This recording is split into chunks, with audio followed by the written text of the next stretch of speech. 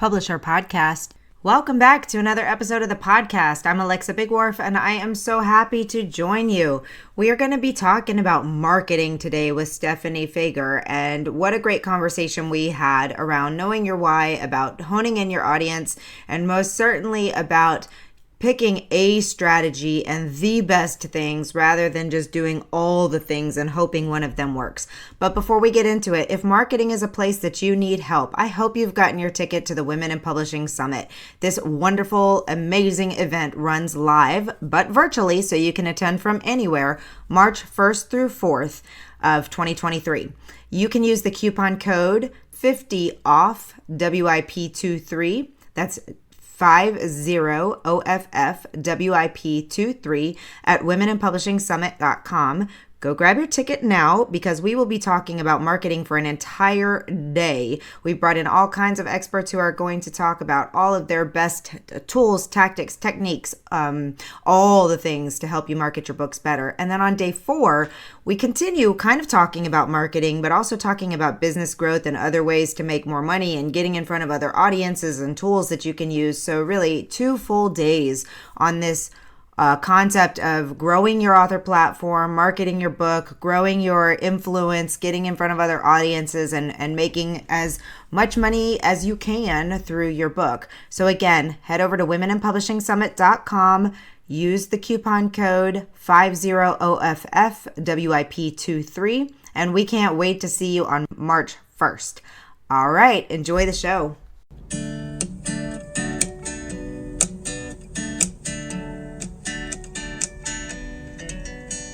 Welcome to the Publisher Podcast, a place where you can come to get inspiration, motivation, help, encouragement, and support in your journey to write, publish, and sell your book. Hosted by Alexa Bigwarfe.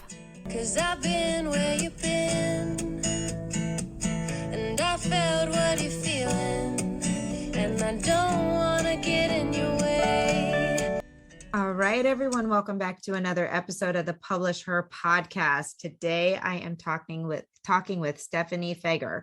She has been in the business of empowering people, from empowering teams to motivating volunteers and communities across the nation, and now empowering authors. She's passionate about empowering people to achieve success, which we love. Empowerment. That's one of our fundamental, our core: empower, encourage, and support for the Women in Publishing Summit. So I'm all about bringing on people who love to empower others. But she said it was a dream that changed everything for her. Love this too, dreams. I just had the strangest dream last night that I'm wondering what it means for me to do, but we won't go down that road right now.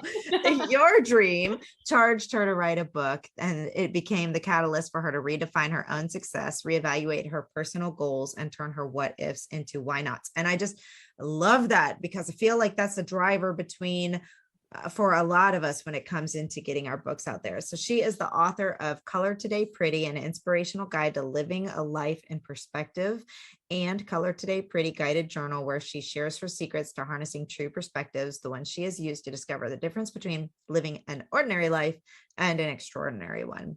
So after working in the communications and marketing industry for years, she merged her unique expertise with her life's passions, founding the Empower PR Group, where she and a team of highly skilled marketing experts help nonfiction authors write books that sell, promote books to those who need them, want them, and will buy them, and help authors build or grow meaningful businesses around their books' empowering messages. I love it, love it, love it. Full synchronicity with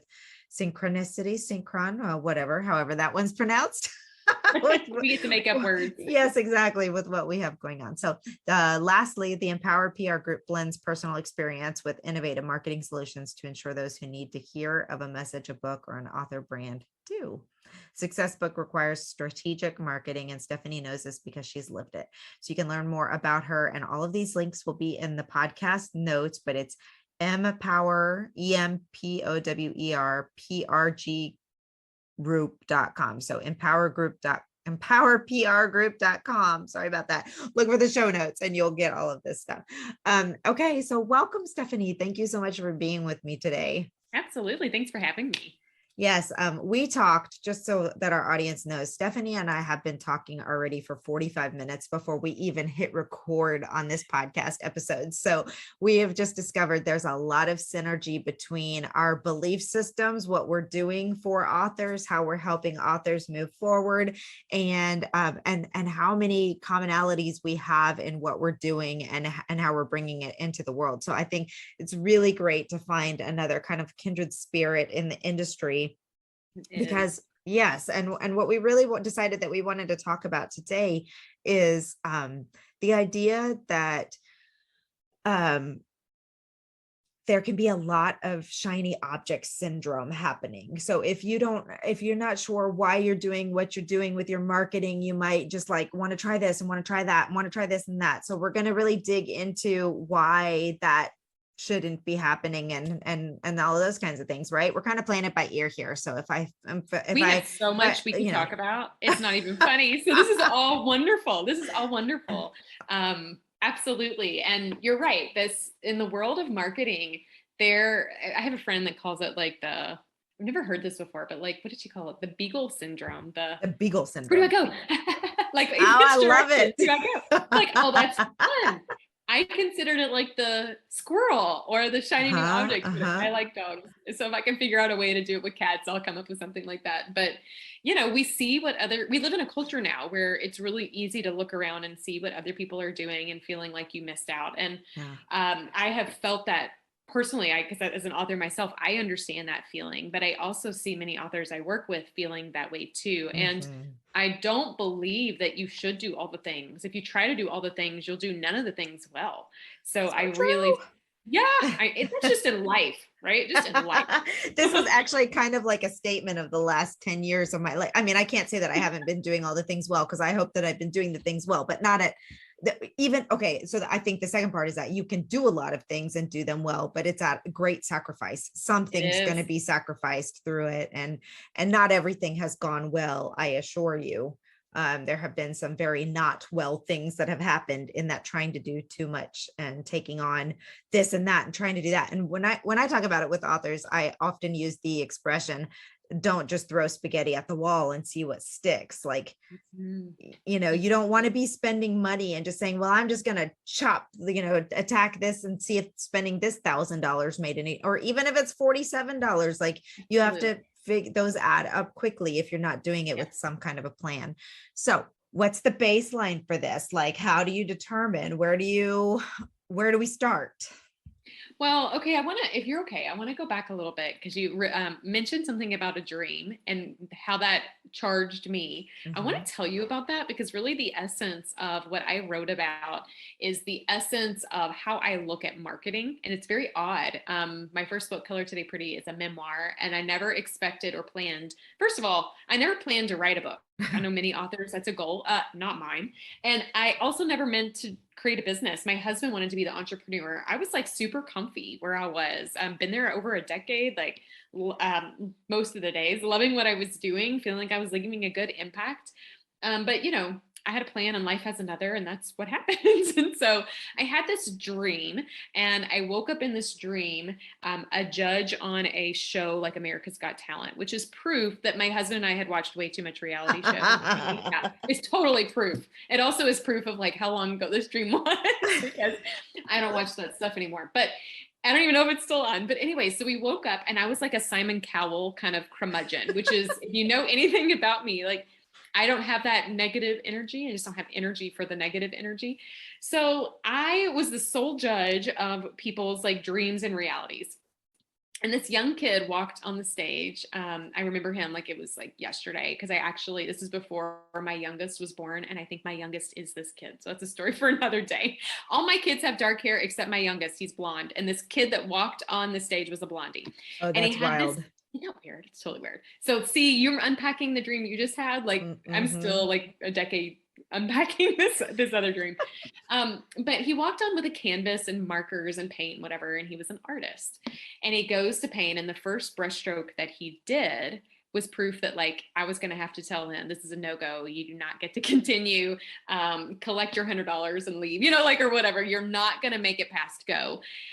And I had to share this information with him. And I did. And I remember in my dream telling him, like, go get a day job because this is not going to be your life's purpose.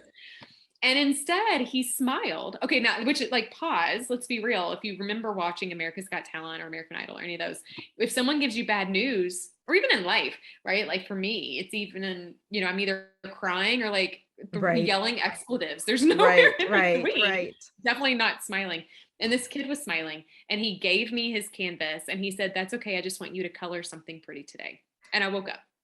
Oh, And wow. I was working in corporate America at that time. And obviously that day I wasn't working because every call I could be on or every instant message I could share, I'm like, why can't I shape this dream, this weird and this colored something pretty today? Like, what does that mean? And it hit me halfway through the day of me trying to go, well, why was I a judge? What am I trying to rationalize? And Yeah. all this stuff. It hit me that as with most things in life, it's not about me. It can be about someone else. And in this dream, I realized that this kid is living proof of what I think all of us can do and look at in life. That there's not only one way to get from point A to point B. There's millions. Yeah. Mother of 3 kids, I know this now. Like none of them accomplished anything the same.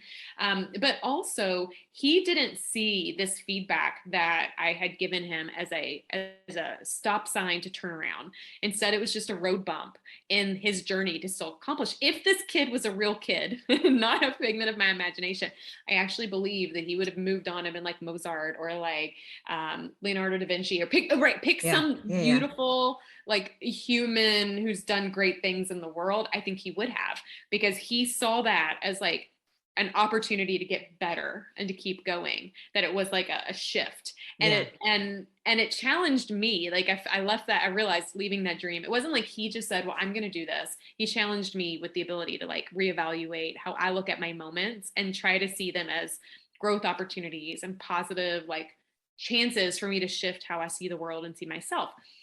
So when I published my book in 2018, Color Today Pretty, obviously, is the thematic of the book and the underlying thread. I never expected to form a business. Yeah. And once the Empower PR Group was born, I realized perspective is the underlying thread of how I see the world, how I parent, how I Mhm. interact with people, how I build friendships and relationships. But it has become the underlying thread and also how I run my business and how I see marketing. Yeah. And this is how I get away from the beagle syndrome or the squirrel syndrome or the shiny new object. If you focus on your perspective on what your why is, it will open doors for you on what are the main things you need to be doing, not all the things that you see other people doing. So we see people who have courses or summits, no offense, but we see a lot of people who have conferences and all these things, and those might be wonderful for them, but that does not mean that they are the right things for you. And Mhm. so if you focus on your why, it gives you a starting point on that roadmap and it helps kind of direct and keep you focused.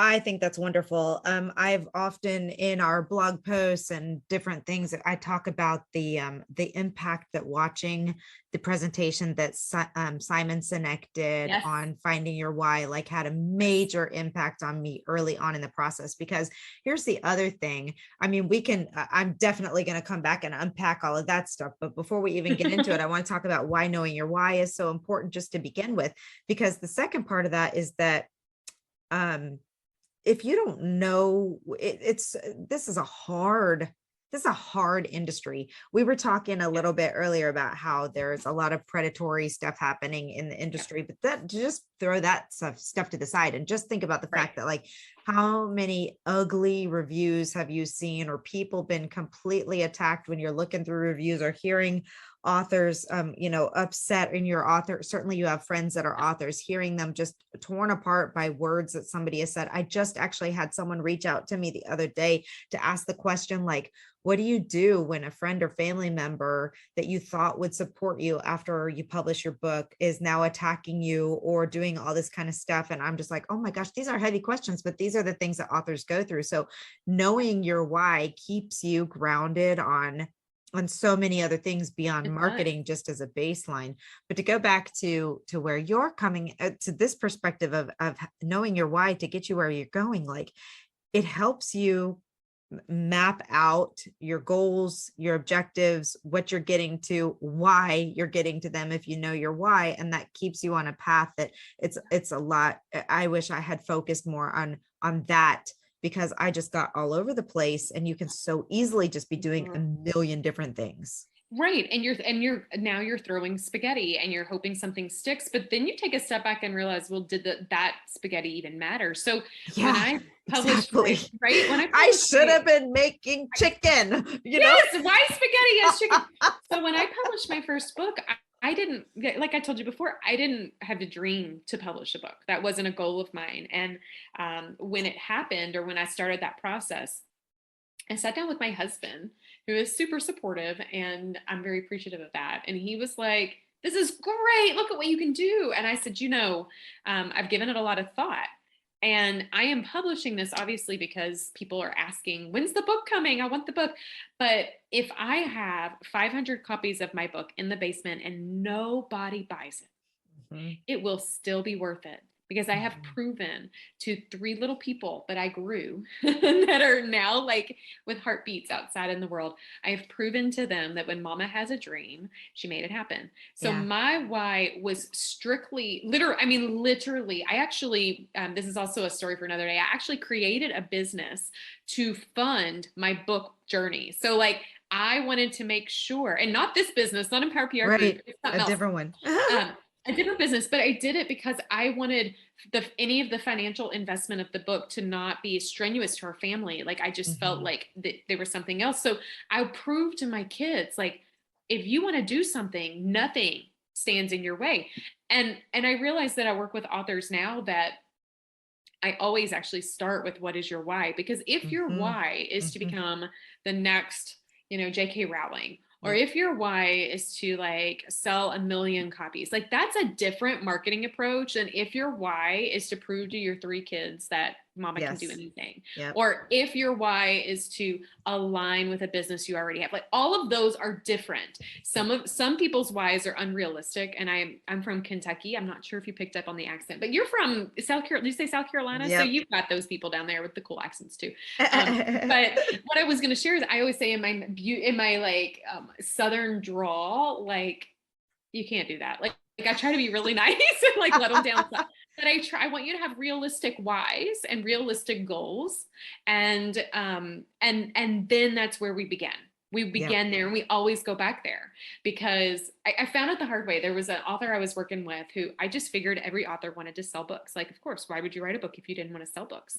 And it's And not always the case. it's not. And once I pulled together the empowered author framework, as I took a step back and started to evaluate people's whys, like, oh my gosh, that was never a goal of his. He Mhm. had a whole different goal. And once we made that pivot, we were able to be successful in an alignment with his why. So starting and knowing your why, I think, is just brilliant in life in general.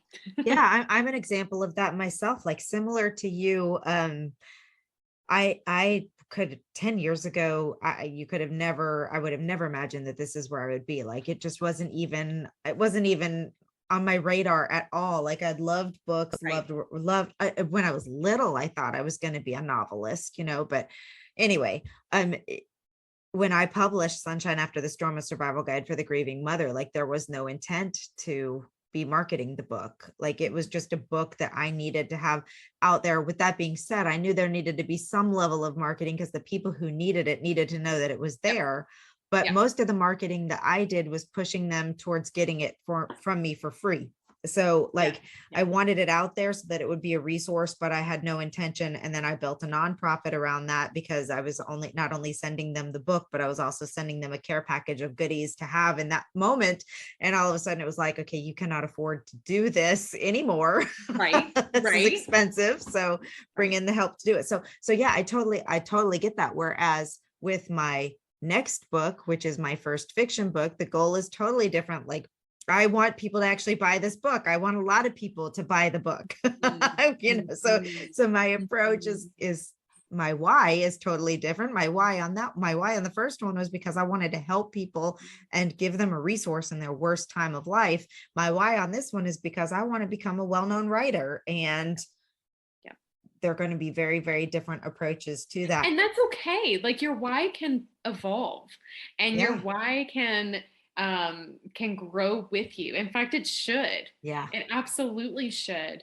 And I think it continues to morph and Yes. shift as you see the world and as you experience things.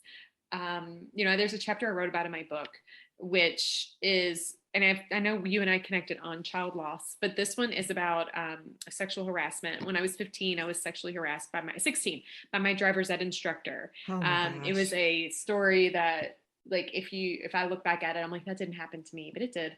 And anyways, the police sided with him, not me. Now we live Oh in a different gosh. world today where, Yeah. Me Too is a totally different, and you have cell phones now, which you didn't back then. And so I was told to be quiet and to not Mm. say anything or I would go to jail.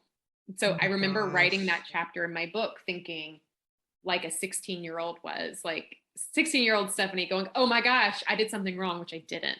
Right. So I share this chapter, and when I was 16, my only goal was, I went to an all girls school at that time. And my only goal was to get up in front of my other sisters and share with them what happened to me, because I wanted, kind of like how you have done with Yeah. book number one. That's all I wanted to do was share. And I was told I couldn't, because if I did, it would negatively impact his business. Um, Fast forward, and I remember writing that chapter during the thick of pregnancy insomnia, side note. And my husband gets up in the morning and goes, Stephanie, are you okay? And I'm like bawling. I'm like, yes, I'm finally did the thing. Like, I talked about something I hadn't talked about in 20 years. And would you know, this is proof of how your why can evolve. It was still a why to me to share that story with my Mhm. sisters. And a couple of years ago, I got the opportunity to go back to my alma mater and speak in front of the girls that go to that school now and share my story. I had many of those amazing young women come up to me. One in particular, I'll never forget, who had never shared with anybody something she was going through because of that vulnerability. Yeah. And yet again, I remember telling my husband, if one person is impacted by what I did, all the energy was worth it. I really think, as a book marketer, because the word marketing people think is icky, I know that, but I don't think marketing has to be icky. Mhm. I think if you give value, the rest of it will come. So for me, like, focusing on the one allows me to reach the many, and it allowed Mhm. me to accomplish that, and allowed my why to evolve. And just because your why, you might not accomplish it today, doesn't mean that your life doesn't have another plan for how that why would show up. Literally 20 years later, it took Yeah. 20 years for me to be able to get up in front of these women and share with them such a vulnerable, raw experience, to empower them to keep their eyes open, and to also know that things happen that are out of your control. No, it wasn't, it wasn't my fault that something like that happened, but that as Yeah. I share it, and if I'm vulnerable and I'm open, that I might be able to save somebody else. I love that concept, especially, I mean, you focus on nonfiction authors, so that's definitely the thread here, because so many people are writing books. We were talking about this before we recorded this, transformational nonfiction, where it's inspiration, hope, encouragement, change, like, and there's really, with these types of books, it is very important that you understand why you're getting to where you're going, who you're trying to help, how you can help it. Because I love this, even just like when we talk about knowing your ideal reader, focusing Yes. on the one to serve the many. I mean, that's such those, there's just many themes here, but I guess that are important and worthy of consideration, not just consideration, but actually figuring out. And that's the next question is, okay, so once I've decided, okay, my why is to do this, then how do you determine what those And next how do steps are you going do to that? be? Yes. Okay. So you can if you go to empowerprgroup.com, you will see our framework, the Empowered Author Framework, and it's just a good visual for you to see. So we've worked with authors since 2018. So I have a pretty good case study of people, and I was able to whittle down. If I ask you what's your why, the likelihood is it's going to fall into one of three buckets. So I don't want you, if you haven't figured out your why yet, like, pause, think about it, and then come back, because I want you to, like, have thought about it. But I know it's going to probably be one of three things. Either you have a message you want to share, that's a why. Mhm. You have a impact you want to make, like you want to do something with this message, or you want to make money. Okay. And it's okay if all three of those are all built into your why. That's okay. But Mhm. usually it's one of those three. Hey, I just want to help the one, or I just want to share a message, or I want to just make an impact on the betterment of an organization, or I really am ready to make some money around this. I've got this, like, IP I need to share.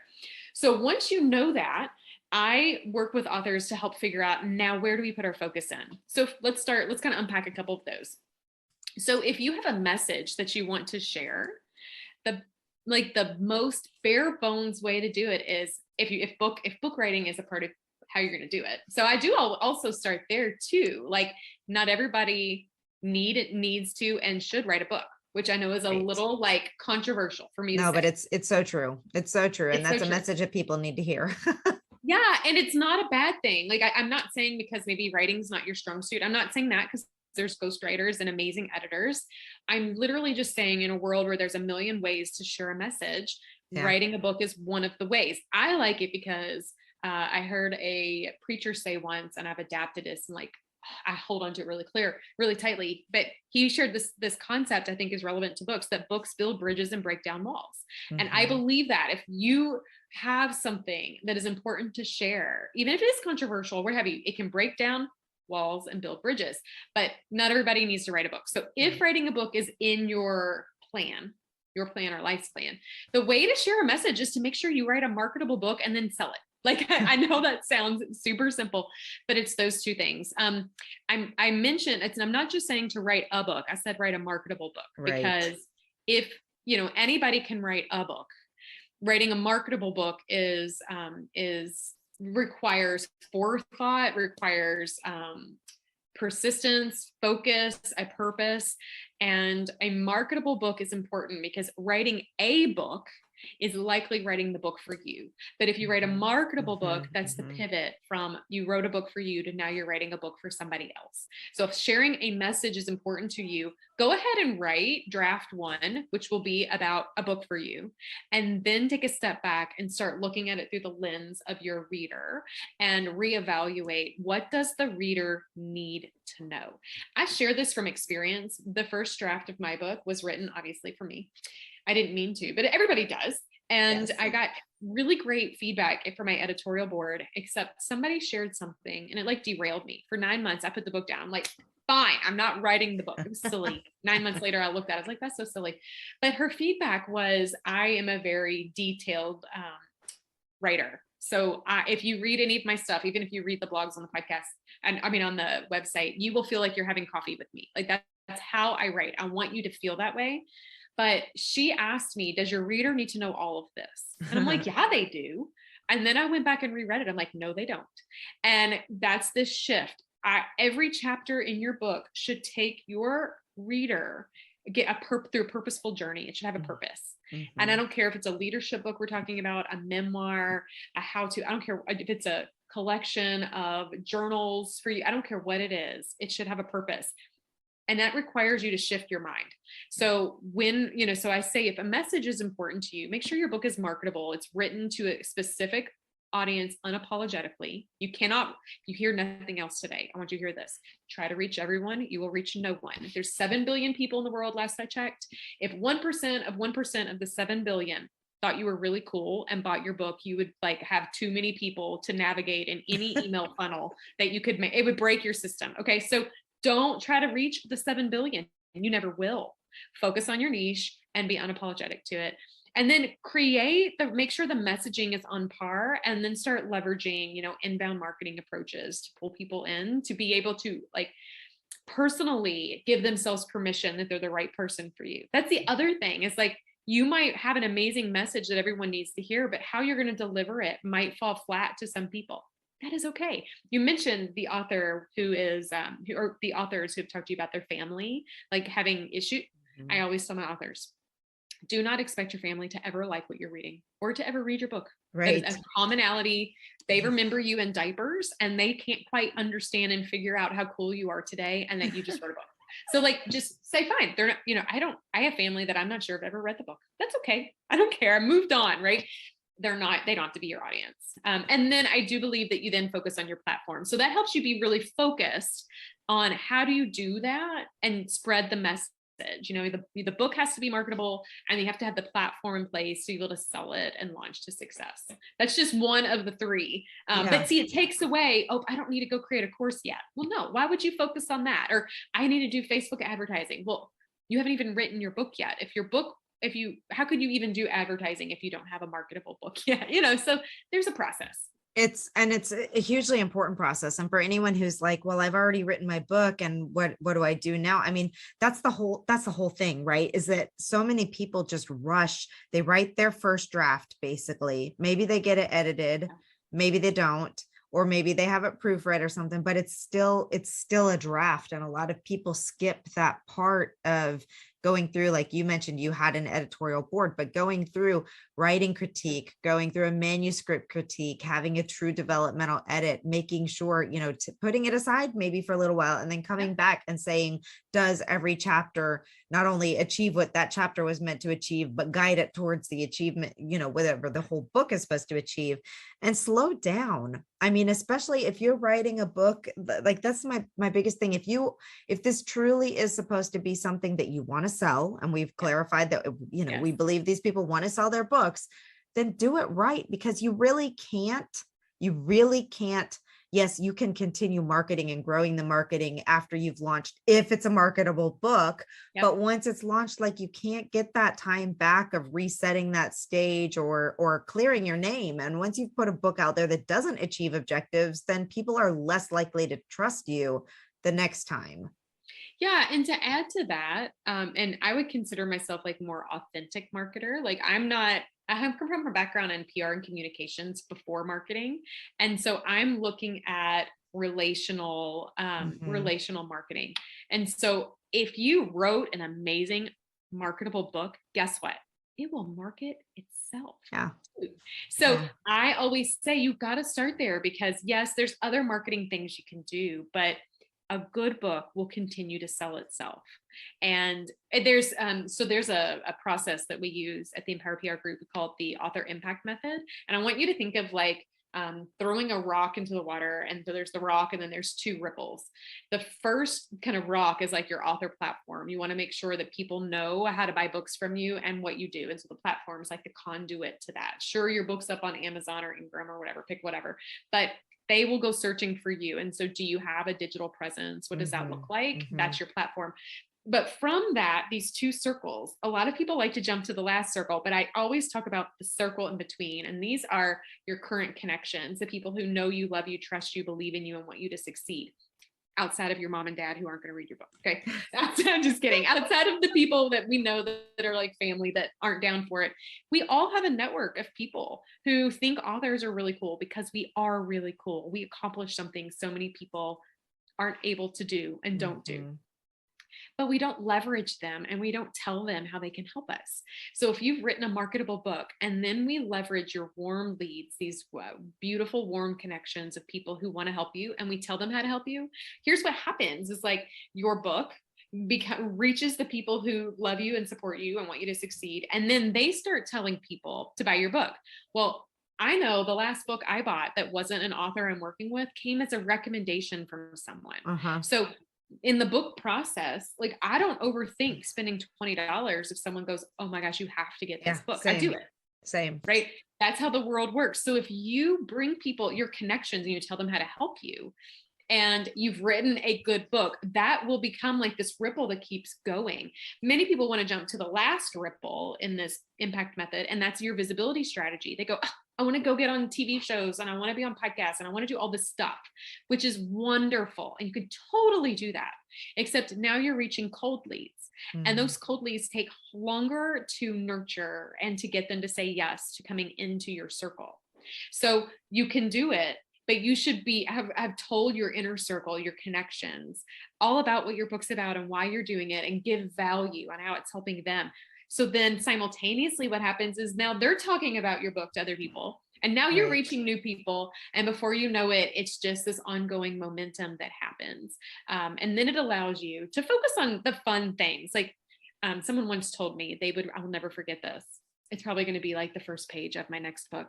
Stephanie, I would rather clean toilets than market my book. I'll never forget that. Oh my gosh. The funniest thing, because I thought, I wish you lived closer, because I would totally do a trade and I would market your book and you can clean my toilets. Yes. But it made me realize not everybody thinks marketing is as fun as I do. And that's okay. But what I was going to say is I like the shiny new objects. I get excited about the Beagle syndrome as a marketer. So as I've created this like ongoing ripple. It allows me to know that the book will keep selling, and then I can test other things out in the future. Right. Yeah. So there's a process that keeps you really good and really focused. And that's how you maintain momentum. I don't like if authors publish a book and they sell, a concentrated amount when the book comes out, and then they don't sell anymore. That hurts my heart. Yeah, I don't So like that I either. want them to have ongoing impact. Yeah. Who doesn't Right. want that? And it is, and unfortunately, if you haven't, and that's another thing that comes along with that planning and that why and doing the things is, you're not just going to stop right at launch. You're going to realize that the impact requires you to continue doing all of these other things and so on and so forth. But Exactly. so, I mean, I hesitate to ask you another question because I feel like I could ask you questions all day long and we could just keep talking and talking and talking. But we did decide we're going to have you come into our into WIP school and do a training for that membership in the future, in the near future, hopefully. So that'll be really great. And hopefully you'll be on the next Women in Publishing Summit. I would But love that. in the meantime, if people are just dying to learn more about you and how to get information from you, where do you want them to go? Absolutely. So the empowerprgroup.com, no, not the empowerprgroup.com, is a really great resource. And I don't see it as like a static site. It is a living, breathing site and a great place to go and learn more about how we work with people. We have some signature programs that we offer, but we also have ways to get what a client recently called my hotbed of a brain, which is as a gardener, I see that as a really good thing. As a woman of tons of ideas and direction, you can get that too in a quicker phase. So you can go there to learn more. But I also always like to tell individuals that I'm a believer in giving value myself. I practice what I preach. So I don't just believe in telling authors to do that. I firmly do that myself. And so regularly we offer free insights and resources. So if you go to the empoweredauthorpodcast.com, we have a podcast that releases every Tuesday. It's broken out into different seasons of different marketing topics that are relevant to authors. So we actually go really deep in different things. So it's not like just super topical. We go real deep for 6 episodes on the topic. Wow. So I would highly encourage you to go there. That would be really helpful. We have a pretty robust YouTube channel. So if you go to the Empower PR Group's YouTube channel, you'll find lots of resources, workshops, trainings, tidbits, ideas, all that stuff. And then each month we offer a free workshop for authors. The only way to know about it is to be on our email list. So if you go to the website, right under the video on the top, there's a way to opt in. And then we tell people about that free workshop as well. And it's a live workshop. So any author who's in our group can come in and ask questions. But that's usually a topical thing as well, focused on like a really timely marketing aspect. So I really do want to help and give, and we do that. And then in return, if there's authors who go, yeah, Stephanie, this one guy goes, Stephanie, thanks so much for empowering me. I'm tired of being empowered. Can you just help me get it done? I'm like, yes, we got that too. So we have resources and the team to help you if you are an author who wants to roll up your sleeves, you just don't know how. Or if you are an author who goes, I am overwhelmed with it, I don't know where to start and I need some help. We help people in every way, both from coaching and marketing strategy to actually specific laser focused marketing tactics too. I was sharing with you before we press record that I'm also a collector of amazing people. And there's a group in our team of collaborators that we pull in that do website design, podcast creation, photography, videography, the list goes on, our graphic design, whatever. So we've got a big suite of amazing people that we pull into that are focused primarily on helping authors achieve their goals. That's awesome. That's a lot of stuff happening. You made my head spin, and for somebody to make my head spin with like, wow, I think you might be doing more than we're doing. That's a lot of stuff going on. So definitely go check out those resources. I'm a full believer in as much training and resources and connections as possible to see, what you need to help to get you to the next step. So that's really excellent. Information and connections. We had an earthquake right before this started, and I think it like rattled my brain a little bit too. It's crazy. I can't believe it. I was seeing if I could see the shaking. I know, it was weird. It wasn't big enough for anything, and it feels like a train rumbling by in your front yard. But I'm in Columbia, South Carolina, and we're not supposed to feel what that feels like. So it's craziness. But anyway, needless to say, we still had a great conversation, great resources. I appreciate your time so much and I am looking forward to further collaboration and all the things. And go check out the show notes on the website and check out our womeninpublishingsummit.com/events for upcoming things. And maybe we'll see your workshop with Stephanie popping up there really quickly. And have a great day. You don't have to give me your heart. You don't have to give it away. Thank you for joining us on the Publisher Podcast. We hope to see you back for the next episode. Great, huge thanks goes to Jasmine Commerce for the use of her song. You can find Jasmine on SoundCloud. Go check out all of her music. We'll see you next time.